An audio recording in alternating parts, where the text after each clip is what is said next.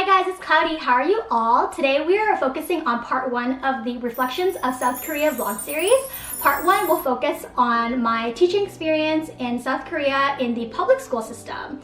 I taught in the public school system for about 1 year, and the way that I applied was through the EPIK program. So EPIK is E-P-I-K. It stands for English Program in Korea.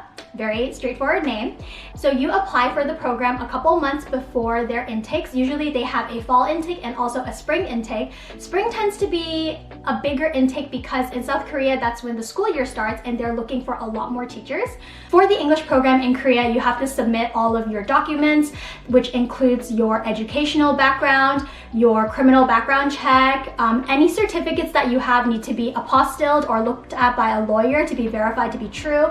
And of course, your basic details like your passport, a personal statement, what your teaching experience is, or why you're interested in going to South Korea. On the application, you can put up to 3 top choices for South Korea. And of course, most people pick the big cities, which is Seoul, Busan, Daegu, and also Daejeon. Of course, I also put really big cities onto my application, but I didn't really get any of my choices, and I ended up being in North Jeollabuk-do, and in Jeollabuk-do, the biggest city is Jeonju, but I didn't get into Jeonju either. I ended up in Namwon. So when I moved to South Korea, I packed everything into like 2 to 4 suitcases. I paid for the extra luggage, and then after I got everything set up, I went to Busan for orientation. Obviously, this is 5 years ago, so a lot of things might have changed, but this is just what happened to me. We were in orientation for about a week before we get into the buses and then sent off to wherever city or neighborhood we're supposed to go to. If you're in other cities, it's good to match up with other people that are also in the same location that you are. So the great thing about EPIK is that they really ease you into teaching abroad in South Korea.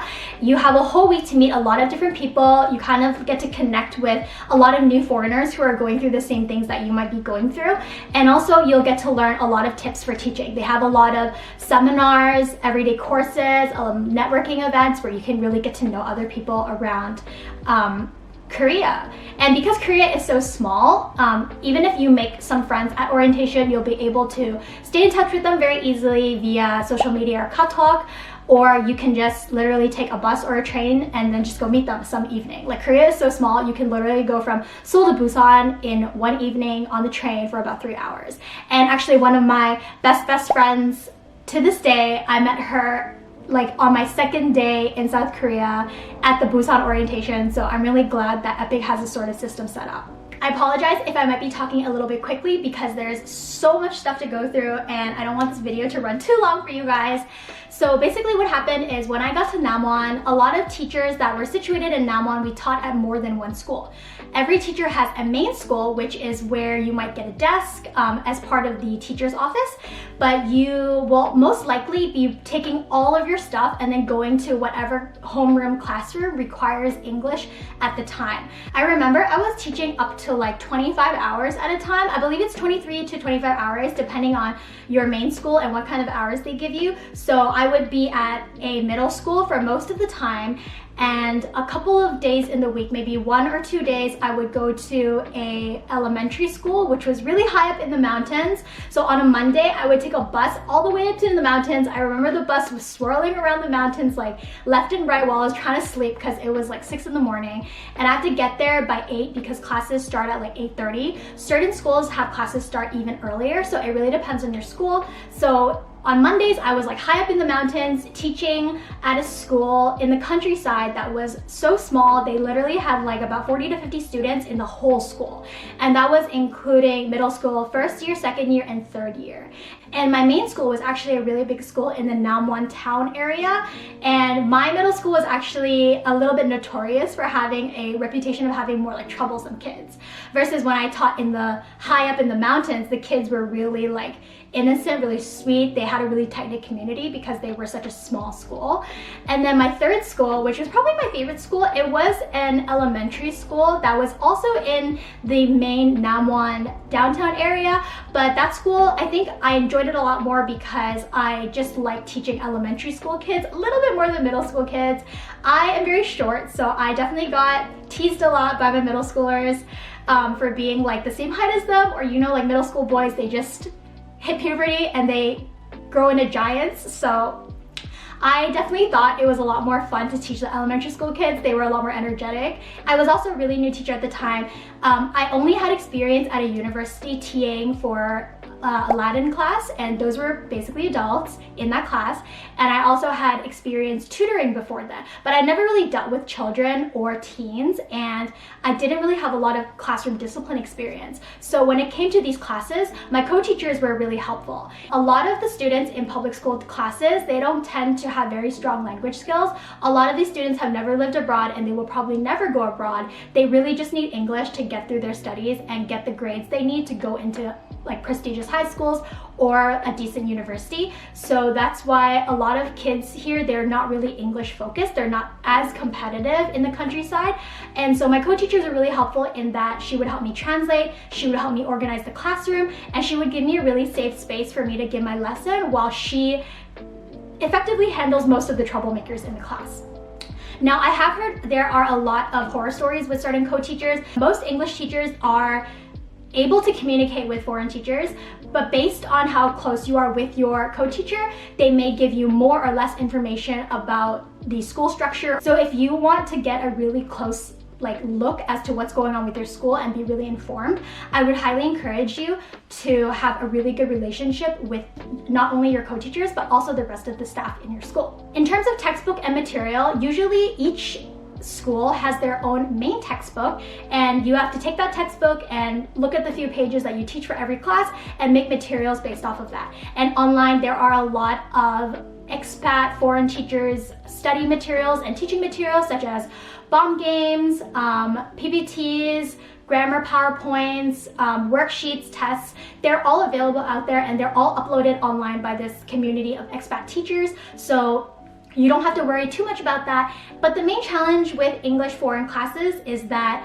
your co-teacher is in charge of teaching grammar, and you as a foreign teacher, you're there to help immerse the kids in something that is related to English speaking culture, or you're there to make the class really entertaining. If you happen to have a co-teacher who's very easygoing, she might not put as much seriousness into your class, and she might see your class as sort of like a more freestyle classroom where students can just learn English in an organic or really casual way. So it really depends on your co-teacher, it really depends on your school, and of course it really depends on your kids. I would say that my overall experience teaching in the countryside was really positive. If I hadn't lived in the countryside in my first year, I don't think my Korean would have advanced so much. Before I moved to South Korea, I had studied Korean beforehand using my own study tools and also a lot of the official study materials that they use in the topic, the Korean proficiency exam. And prior to moving to South Korea, I already had a much wider knowledge of Korean than a lot of other people who had never studied it. And I also had a master's that was focused in Korean history, which is why I was so interested in living abroad. I would say that after I lived in the countryside for the first year, where there were no English signs, there were pretty much no English speakers, it helped me immerse myself a lot more, and it helped me pick up on a lot of the listening skills that I was lacking while studying Korea in Canada.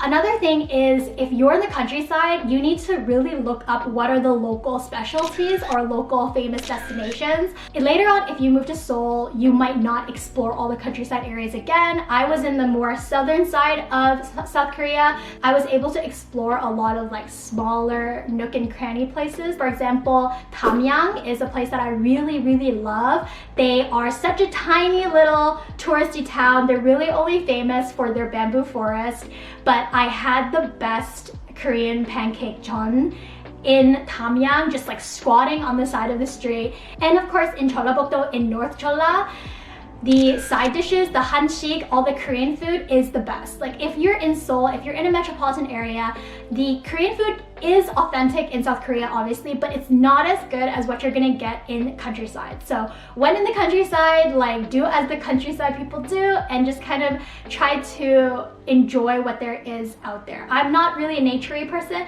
but I really enjoyed all the fresh air and all the open, wide atmosphere and space that Namwon was able to offer me. And also Namwon is actually pretty unique because the Korean version of the Romeo and Juliet folktale originated in Namwon. So you can actually go to the estate where the story is based off of, and you can actually walk around. There's a little garden, there's a river that runs next to Namwon. It's very, very beautiful. So I definitely would recommend it for anyone who is looking for a very unique kind of South Korean experience, especially for your first year. So that is my experience teaching in South Korea from 2018 to 2019. If I missed anything, if you guys have any questions for me, leave them in the comments below and I will try to answer to every one of them. In the past, I haven't been good at answering comments online, but this time I'm gonna make an effort to get to every single one of your questions. And if you are interested in this channel, I hope you can subscribe for more videos coming soon. Part 2 will also be up very soon. Part 2 will focus on my experience teaching for a year at a corporate-styled hagwon or academy that was in Gyeonggi-do, in the surrounding area of Seoul, very south surrounding area of Seoul. And if you're interested in that experience as well, I hope you can subscribe for more.